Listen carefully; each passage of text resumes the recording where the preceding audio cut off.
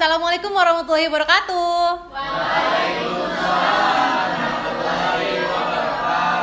Apa kabar semuanya hari ini? Alhamdulillah. Oke, jadi sebelum kita mulai pelajaran, seperti biasa kita membaca doa menurut agama masing-masing. Boleh silakan dipimpin Aidil. Duduk siap. Siap baca dalam hati mulai.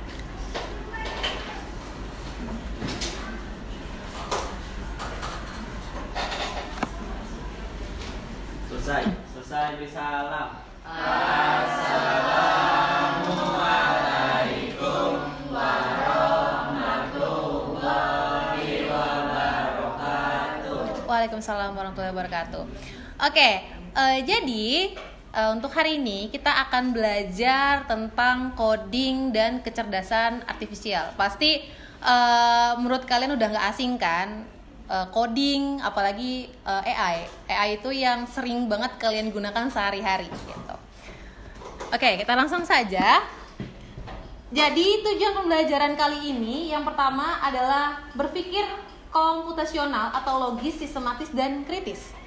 Dan yang kedua itu bijak sebagai warga digital dan mengelola data dan membuat program. Dan yang terakhir adalah menciptakan solusi menggunakan AI. Dan elemen utama mata pelajaran kali ini adalah yang pertama, yaitu berpikir komputasional, yang kedua literasi digital, yang ketiga ada literasi dan etika kecerdasan artifisial, yang keempat pemanfaatan dan pengembangan AI, yang kelima adalah algoritma dan pemrograman, dan yang terakhir adalah analisis data. Oke, sebelum kita masuk ke materinya, mengapa sih kita belajar coding dan AI? Ada yang bisa jawab? Aku izin menjawab. Kenapa sih kita perlu belajar coding dan AI? Nah, yang pertama itu, mengapa kita perlu belajar coding dan AI? Karena dengan cara kita belajar coding dan AI, yang pertama dapat meningkatkan kemampuan problem solving dan kreativitas kita, dan juga yang pastinya dapat meningkatkan kesempatan karir dan juga meningkatkan kemampuan beradaptasi dengan teknologi yang semakin berkembang. Oke, jadi tadi yang sudah Farlan sampaikan bahwa mengapa sih kita harus belajar coding dan AI? Nah, singkatnya adalah untuk menyelesaikan masalah yang ada, ya. Dan kalau yang kita pelajari adalah karena dunia ini semakin digital. Jadi ada industri 4.0 dan masyarakat 5.0. Bedanya itu di mana sih?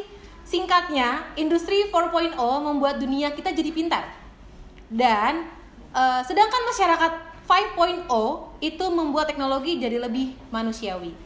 Oleh karena itu, kita perlu belajar coding dan kecerdasan artifisial agar bisa memahami, menciptakan, dan menggunakan teknologi secara bijak dan bermanfaat. Seperti itu. Jadi, biasanya kan kalian ya sekedar cari aja gitu, makanan yang enak tuh hari ini apa, atau enggak resto-resto yang recommended di dekat sini itu di mana, kayak gitu. Jadi secara nggak langsung kita harus bijak dalam menggunakan digitalisasi saat ini. Berikutnya adalah selain digitalisasi, yaitu selanjutnya banyak pekerjaan masa depan butuh kemampuan teknologi. Tapi bukan berarti kalian udah sekolah sampai sejauh ini, tapi saat bekerja kalian nggak dapet apa-apa, bukan gitu. Terus dan terakhir adalah coding dan AI membantu kita menjadi kreatif dan solutif, seperti yang Farlan tadi sampaikan, seperti itu. Terus lanjut, apa sih coding itu? Ada yang tahu? Menurut aku, coding itu adalah proses menulis instruksi atau perintah di komputer supaya bisa menjalankan sesuatu, seperti membuat aplikasi, game, atau website. Jadi, coding itu adalah menulis instruksi agar komputer mengerti perintah manusia, gitu. Yang kedua, coding itu ada beberapa bahasa. Contohnya ada Python, Scratch, dan JavaScript. Bahasa seperti ini bisa kalian temukan kalau kalian nanti saat lulus sekolah, terus kalian mau kuliah, itu biasanya ada di sistem informatika atau sistem komputer atau teknik teknologi informasi, gitu. Dan yang terakhir adalah melatih logika, ketelitian, dan kreativitas. Jadi sebenarnya itu coding itu bisa masuk ke dunia di kafe. Tapi memang ada porsinya masing-masing gitu. Nah, kita lanjut ke AI. Tadi kan kita udah bahas coding. Nah, ini kita akan membahas apa sih kecerdasan artifisial atau AI. Jadi, AI itu adalah kemampuan komputer untuk berpikir dan belajar seperti manusia. Nah, contohnya Google Assistant, rekomendasi YouTube, atau ChatGPT. Pasti yang paling sering kalian gunakan adalah ChatGPT. Nah, jadi AI itu belajar dari data dan pengalaman. Semakin kalian ajak ngobrol si ChatGPT-nya, itu ChatGPT-nya akan semakin pintar tuh. Semakin kalian ajak ngobrol, kalian tanya-tanya gitu, atau enggak apalagi pakai bahasa kalian sendiri. Nah, itu akan terbiasa tuh. Jadi akan lebih mudah. Tapi beda lagi dengan yang kalian baru banget menggunakan ChatGPT, itu pasti akan rancu banget. Saat kalian minta, tolong dong buatkan saya tugas desain brief dengan ketentuan sebagai berikut, itu pasti dia masih bingung. Pasti akan nanya lagi. Oke, aku akan buatkan, tapi boleh bantu aku nggak untuk menentukan warna dan kawan-kawannya? AI pasti akan seperti itu. Nah, kalian jangan bingung, jangan sebel juga. Kok katanya ChatGPT pinter, tapi kita tanya, kok malah balik nanya? Karena ChatGPT ini ingin memastikan, gitu. Dia nggak asal kalian minta desain brief terus langsung diluncurin desain brief semua, gitu nggak? Gitu. Makanya AI itu bisa diartikan dalam kemampuan komputer untuk berpikir dan belajar seperti manusia. Karena AI belajar dari data dan pengalaman yang sudah kalian berikan ke ChatGPT. Dan contoh penerapan coding dan AI. Nah, ini yang pertama ada aplikasi penerjemah bahasa atau biasa yang kalian gunakan adalah Google Translate. Terus deteksi wajah di ponsel. Siapa sih sekarang yang nggak pakai Face ID di handphonenya? Pasti ada. Beda lagi ya kalau fingerprint itu kan udah jarang ya. Face ID.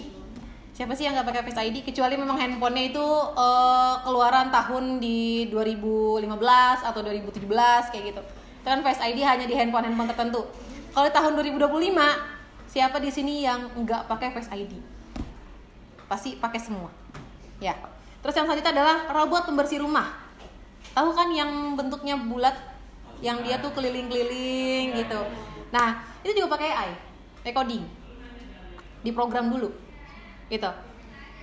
Gunanya tuh bagian mana bu? Sensornya. Kalau misalkan dia nggak ada sensor, dia nabrak terus tuh, nabrak tembok ditabrak aja sama dia.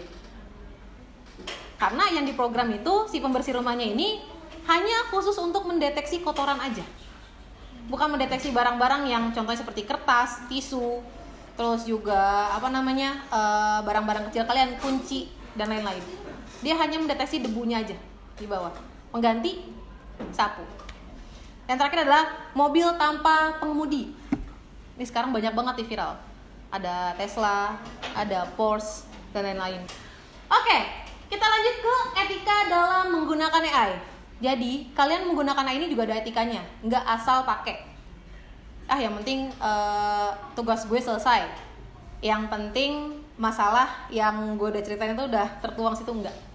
Etikanya di dalam menggunakan AI itu juga ada etikanya. Yang pertama, menggunakan teknologi dengan tanggung jawab dan empati. Yang kedua, hindari penyalahgunaan data dan informasi palsu. Contohnya informasi palsu itu contohnya seperti yang lagi viral, misal beritanya tuh A, tapi orang-orang tuh dengarnya berita B, padahal berita B itu terbuat dari AI. Mungkin dari kalian ada yang pernah lihat videonya, video apa aja. Nah itu, ada yang AI, ada yang memang asli. Tapi susah ya ngebedainnya ya, gitu kan, karena memang hampir mirip. Terus yang ketiga adalah hargai hak cipta dan karya orang lain.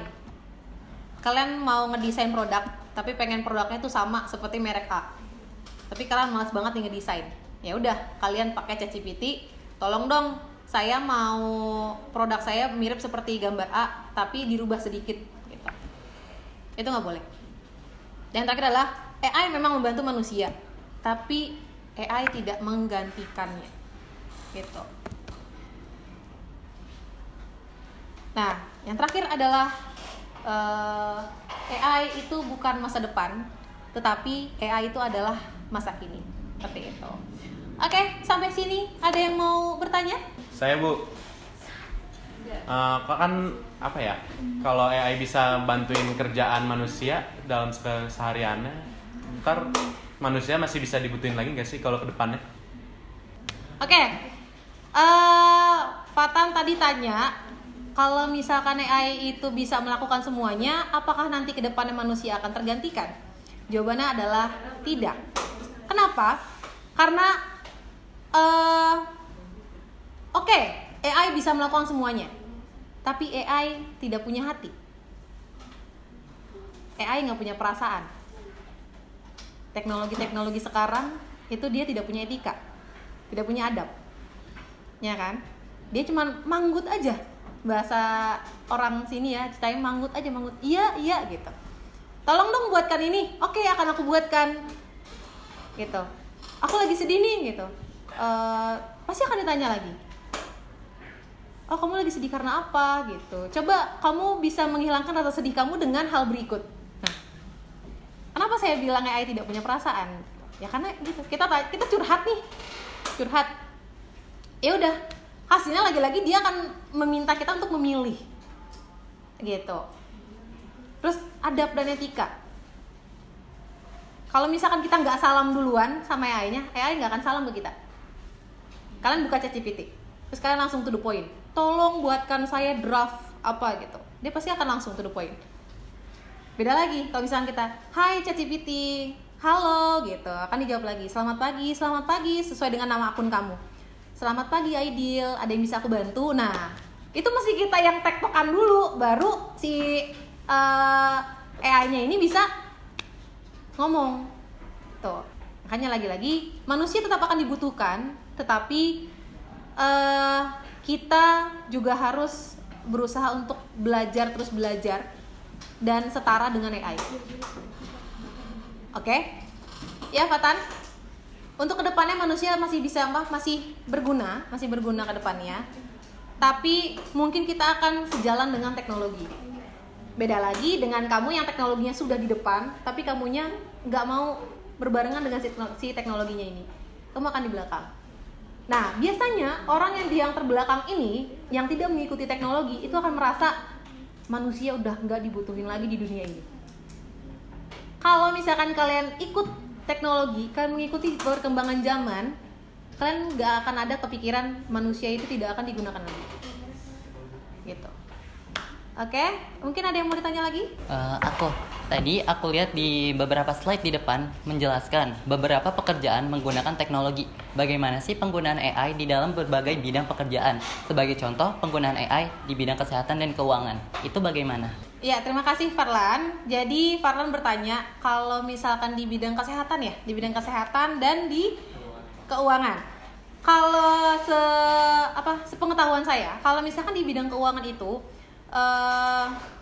Excel. Sekarang udah ada Microsoft AI. Jadi perumusan keuangan itu semuanya udah ada di situ. Gitu. Walaupun saya belum pernah mencoba, tapi saat saya belajar di pelatihan itu pastilah menunjukkan bahwa di Excel-nya itu sudah ada AI. Jadi penghitungan rumus-rumus, ya kan? Yang biasanya kita cuma ngitung pakai kalkulator, di Excel itu kita bisa pakai rumus dan itu kehitung semua. Gitu. Terus kalau di kesehatan itu kamu searching di Google, kamu sakit apa, kamu ngerasain apa, itu akan dijabarkan semua oleh AI. Tapi lagi-lagi AI itu hanya mencari sumber informasi yang terpercaya dari seluruh website di dunia. Kalau kamu ingin memvalidasi kamu sakitnya beneran A, B atau C, ya lagi-lagi kamu mesti ke dokter. Dan itu adalah manusia. Seperti itu. Oke? Yang lain ada yang mau tanya lagi? Nggak ada? Oke. Kalau misalkan tidak ada yang tanyakan lagi, terima kasih semuanya sudah mendengarkan materi saya hari ini. Dan semoga kita ke depannya bisa memanfaatkan AI, bukan AI yang memanfaatkan kita. Ya. Boleh Aidil kita baca doa dulu, terus semuanya boleh pulang. Pulang, alangkah baiknya kita baca doa dulu. Baca doa di dalam hati, mulai.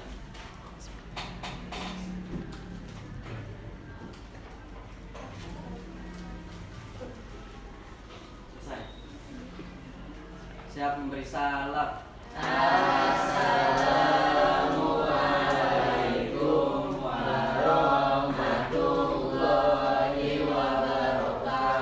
Waalaikumsalam warahmatullahi wabarakatuh. Oke, boleh pulang semuanya. Terima kasih.